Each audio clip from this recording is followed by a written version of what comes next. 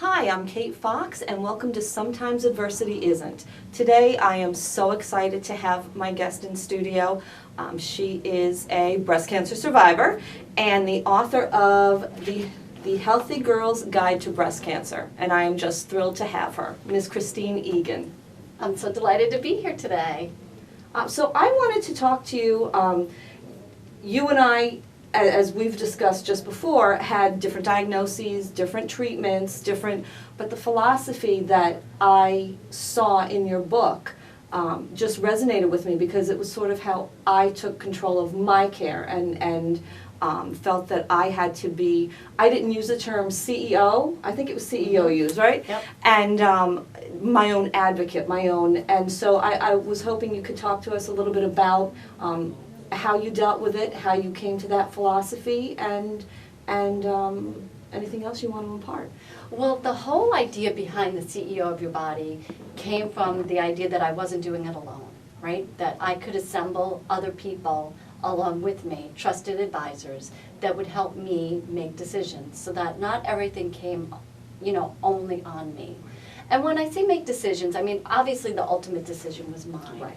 But I was able to bounce ideas off of other people. So I always had a friend come with me to appointments, and we would go in with little index cards, and we'd write down the questions in the parking lot before we went in. So if I was meeting with a breast surgeon, or if I was meeting with an oncologist or a radiologist, we always sat in the car quietly for a few minutes, jotted down some things where our head was clear before we went in to those crazy offices.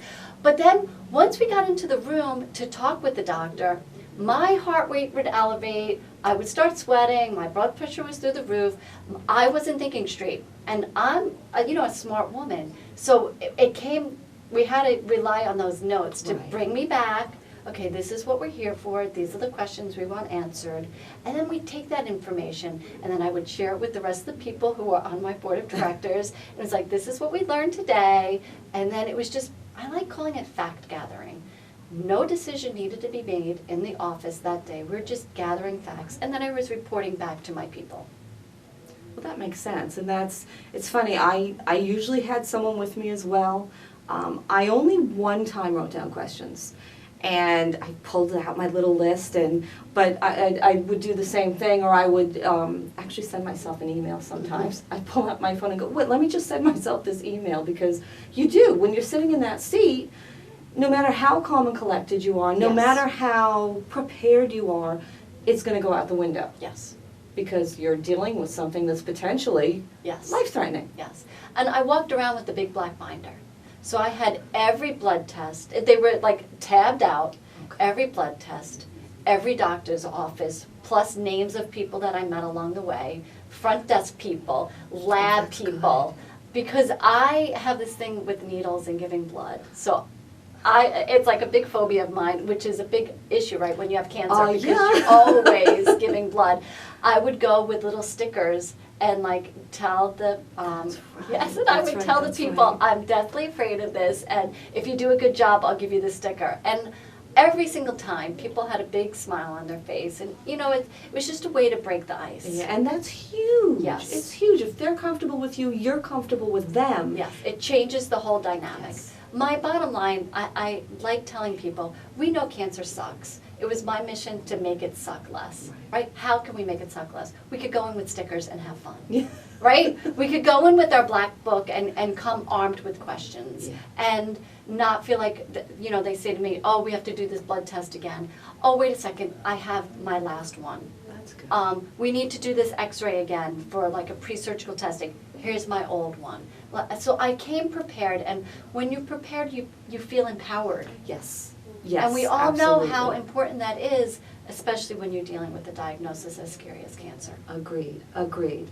We're going to take a quick break, and when we come back, we're going to talk about Christine's book, her philosophy, how she kept herself healthy, and you'll get some excellent tips. Thank you. Hello everyone, I'm Corinne Murphy-Caro, and I'm the founder of TheDailyBlue.com. The Daily Blue is all about spreading positive news about Long Islanders, and we want to hear from you.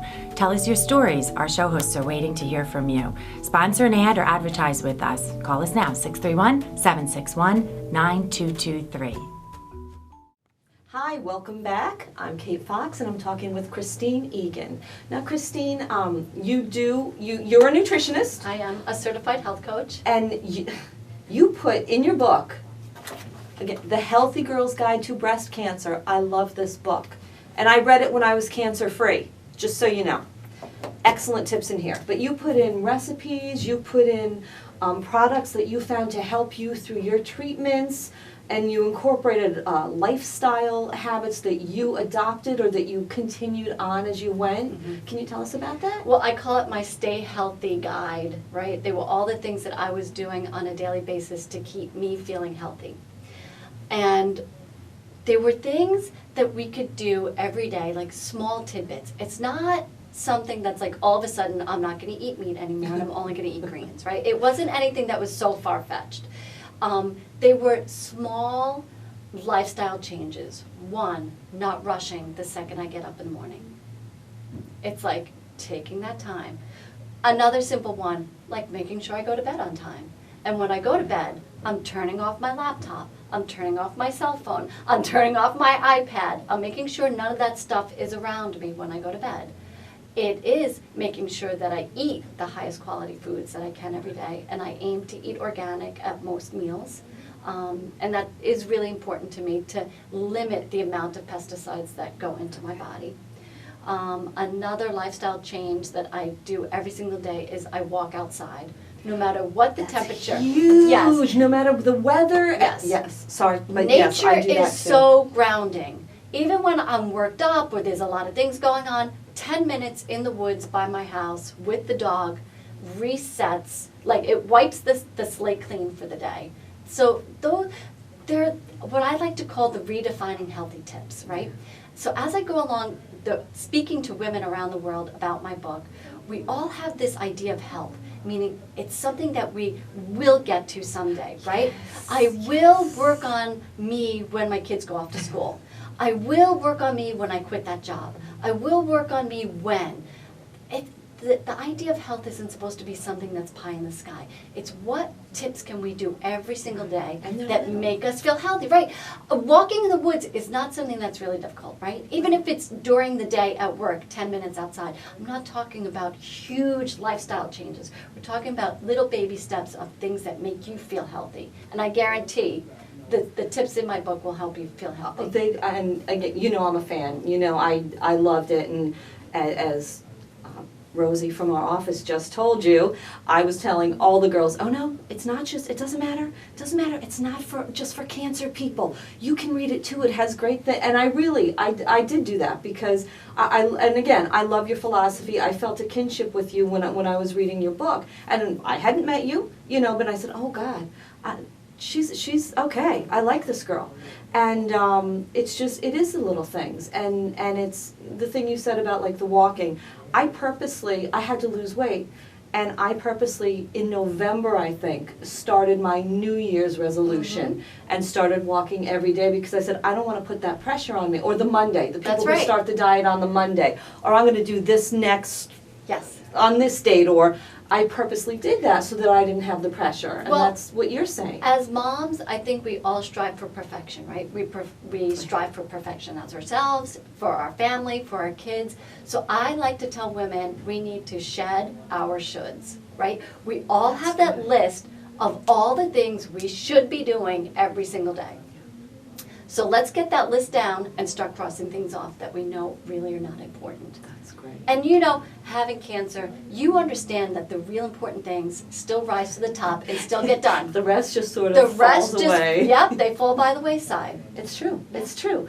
Okay, now if someone wants to get in touch with you, take a look at, I know you have a website, or get information about you, how can they do that? Sure.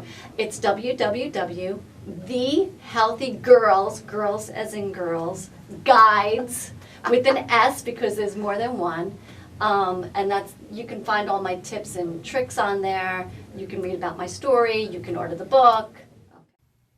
Thank you for joining us. I'm Kate Fox, and sometimes adversity isn't.